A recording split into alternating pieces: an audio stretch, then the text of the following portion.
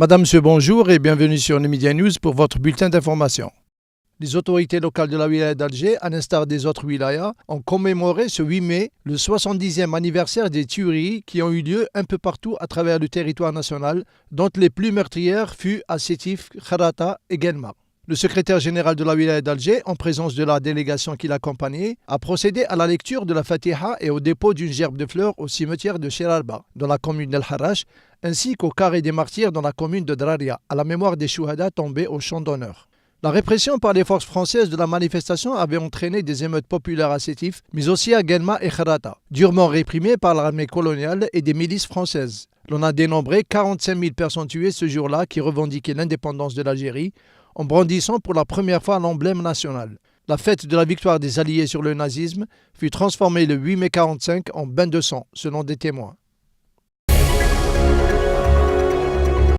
Le ministre délégué chargé des affaires maghrébines et africaines Abdelkader Msahel a affirmé jeudi à Rabat que l'Algérie œuvrait à faciliter l'établissement d'un dialogue inclusif qui réunisse tous les Libyens autour du même agenda. Fidèle à la lutte commune contre le colonialisme, l'Algérie œuvre à la demande des frères libyens à faciliter l'établissement d'un véritable dialogue inclusif qui réunisse tous les Libyens autour d'un même agenda, a précisé M. Msahel dans une allocution prononcée lors de la réunion du Conseil des ministres des Affaires étrangères de l'Union du Maghreb arabe. Pour M. Msahel, ce dialogue repose sur des bases et objectifs, à leur tête l'unité de la Libye, la préservation de sa souveraineté, le refus de toute ingérence étrangère, la lutte contre le terrorisme et l'édification d'un État moderne. S'agissant de la sécurité régionale, le ministre a estimé qu'il s'agit d'une des principales questions qui exigent de nous une concertation intense à ce sujet, affirmant que la Méditerranée doit rester un facteur de paix, de coopération et de stabilité, d'où la nécessité pour nous d'œuvrer à ce qu'elle ne devienne pas un espace de division entre les deux rives.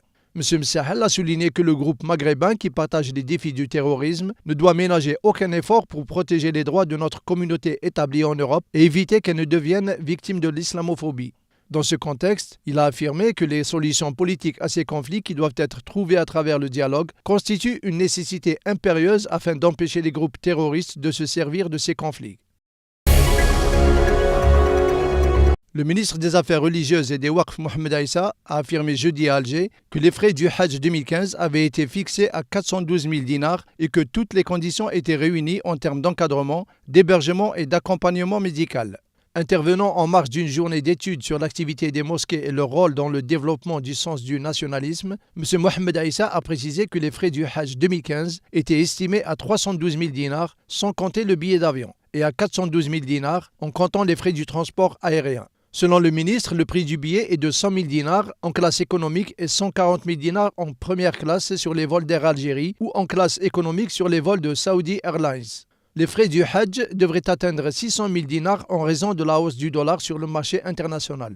Le prix avait été réduit à la baisse grâce aux négociations menées par la partie algérienne avec les autorités saoudiennes, outre l'aide apportée par le président de la République, Abdelaziz Bouteflika, au profit des Hadjis algériens. Le ministre a par ailleurs fait savoir que l'opération de paiement des frais du Hajj 2015 débutera dimanche 17 mai, ajoutant que les banques resteront ouvertes et au service des Hadjis jusqu'au départ des premiers vols vers les lieux saints prévus fin août 2015. C'est un premier pas, même s'il est loin d'assurer que les minerais de sang n'arrivent plus jusqu'en Europe. D'après une proposition votée par la Commission du commerce international au Parlement européen, les fonderies et les raffineries européennes devront certifier que les minerais et les métaux qu'elles importent n'enrichissent pas les groupes armés, notamment en Afrique. Donc nous voulons prendre une disposition qui dit toute entreprise qui produit ou qui place un produit en Europe doit garantir la traçabilité des minerais pour que, quand on achète un produit, eh bien, il soit libre de conflit.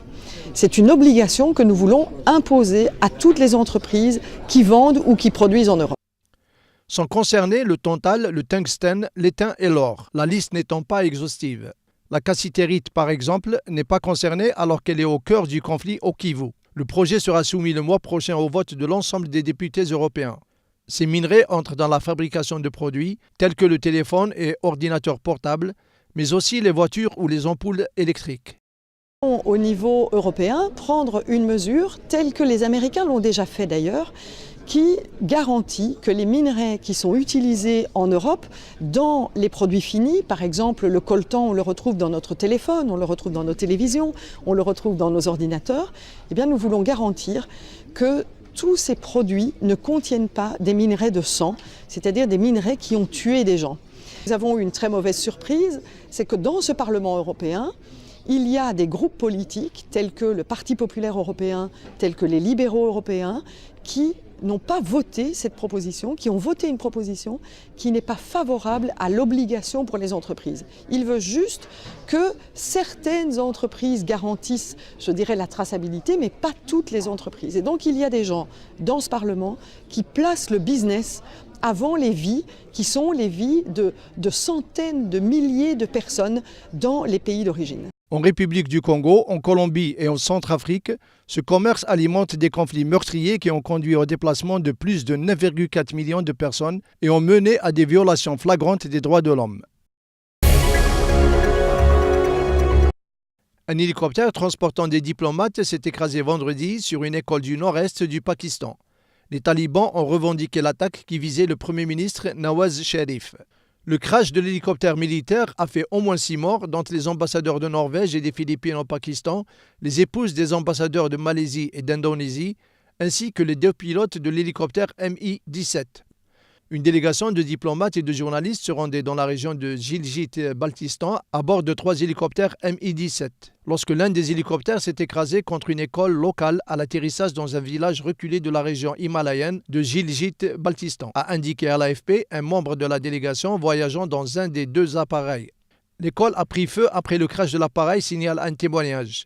Il y avait des enfants à l'école au moment du crash, a souligné à l'AFP un haut responsable d'un hôpital local, craignant que le bilan s'alourdisse. La déroute des travaillistes aux élections britanniques est un échec personnel pour Ed Miliband, qui a annoncé dans la foulée ce vendredi midi sa démission à la tête du Parti travailliste britannique, à l'issue d'élections législatives remportées par son adversaire conservateur David Cameron. Ce n'est pas le discours que je voulais prononcer, a-t-il dit en introduction de son allocution devant la presse et de nombreux partisans, avant d'assumer l'entière responsabilité de la défaite. Il est temps qu'un nouveau leader prenne le délai, a-t-il déclaré. La lourde défaite des travaillistes aux législatives britanniques est un échec personnel pour Ed Miliband, que certains au sein du Parti travailliste poussaient déjà vers la sortie ce vendredi matin. Bien que confortablement réélu dans sa circonscription de Doncaster, Ed Miliband a senti le vent du boulet alors que son parti devait se contenter de quelques 230 sièges, loin derrière les conservateurs crédités de la majorité absolue de 326 sièges. Cela a été clairement une nuit très décevante et difficile pour le Parti travailliste. Le choc est d'autant plus violent que les instituts de sondage avaient prédit jusqu'au bout des résultats très serrés et que jusqu'à tard jeudi, les travaillistes ont cru à leur chance de pouvoir revenir aux commandes du Royaume-Uni après 5 ans de gouvernement conservateur. Après tout, Ed Miliband, réputé pour sa maladresse et violemment décrié par les médias, avait réussi à éviter de gaffer et s'était même taillé un costume de Premier ministrable aux yeux de l'opinion, même s'il partait de loin. La Chambre d'instruction de la Cour d'appel de Paris valide l'essentiel de la procédure dans laquelle l'ancien président de la République est mis en examen. Un obstacle de taille demeure sur le chemin de la présidentielle de 2017 pour Nicolas Sarkozy. La justice avait validé jeudi les écoutes qui lui valent d'être mis en examen pour corruption et trafic d'influence. Gelée depuis l'automne, l'enquête va donc reprendre, le pourvoi en cassation déposé jeudi par les avocats n'étant pas suspensif, selon des sources judiciaires. Avec la menace persistante d'un possible renvoi en correctionnel pour l'ancien président qui est redevenu le chef de l'opposition. Nicolas Sarkozy est soupçonné d'avoir, avec son avocat Thierry Herzog, envisagé de corrompre Gilbert Azibert, un haut magistrat de la Cour de cassation, pour tenter d'obtenir indûment des informations couvertes par le secret dans l'affaire Liliane Bettencourt, ce qui suffirait à le renvoyer en procès. Ce dossier a valu à l'été 2014 à Nicolas Sarkozy d'être le premier ancien chef d'État placé en garde à vue. Il est mis en examen pour corruption active, trafic d'influence actif et recel de violation de secrets professionnels. Les écoutes de conversation entre Nicolas Sarkozy et Thierry Herzog sont centrales dans le dossier. Le président de l'UMP ou ses proches sont cités dans plusieurs dossiers judiciaires. Son ex-conseiller en communication Franck Louvrier a ainsi été placé en garde à vue jeudi dans l'enquête Big Malion sur un vaste système présumé de fausses factures durant la campagne présidentielle de 2012. Nasser al-Ansi, qui avait revendiqué l'attaque terroriste contre l'hebdomadaire Charlie Hebdo, survenue le 7 janvier dernier, aurait été tué par un raid de drones à Moukalla, une ville du gouvernorat de Hadramout au Yémen, en avril avec son fils et 6 autres combattants. Les États-Unis sont le seul pays à disposer de drones dans la région. Le haut responsable d'Al-Qaïda dans la péninsule arabique avait revendiqué l'attaque contre Charlie Hebdo. Le stratège militaire du réseau extrémiste était apparu dans plusieurs vidéos d'Aqpa. Dans l'une d'elles, il affirmait que son groupe avait mené, par l'intermédiaire des frères Kouachi, l'attaque ayant décimé une semaine plus tôt la rédaction de Charlie Hebdo. Dans une autre vidéo, en décembre 2014, il avait accusé le président américain Barack Obama de porter l'entière responsabilité de la mort de 2 otages américains et sud-africains. La mort de Nasser al-Ansi a été annoncée par un responsable d'Aqpa, Abul Miqdad el-Kindi, dans une vidéo de 11 minutes diffusée sur Twitter, selon le Centre américain de surveillance des sites islamistes. Selon une biographie fournie en novembre 2014 par Aqba, Nasser Ben Ali al-Ansi est né en octobre 1975 à Taïz, au Yémen. Il a participé au djihad en Bosnie en 1995 avant de retourner au Yémen puis de se rendre au Cachemire et en Afghanistan. Il avait rencontré le chef d'Al-Qaïda, Oussama Ben Laden, tué depuis, qu'il avait chargé de questions administratives avant de participer à davantage de camps d'entraînement où il avait excellé. Il a été emprisonné 6 mois au Yémen, puis avait rejoint Aqpa en 2011.